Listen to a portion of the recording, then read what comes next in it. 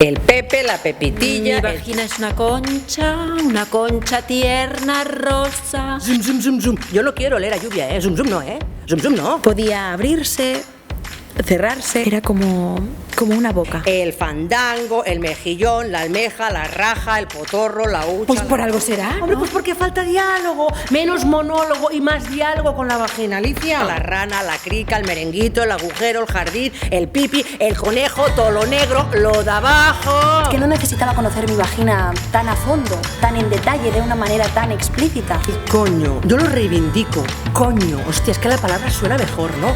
Coño. Para empezar, ni siquiera es tan fácil encontrar tu vagina. ¡Oh, coño! Unas buenas bragas de algodón suave con un vibrador incorporado. Y si no, dejad de seducir coños y empezad a follaros a los ambientadores de coche. ¡Chúpate un pino! ¡Chúpate un pino si quieres! ¡Chúpatelo!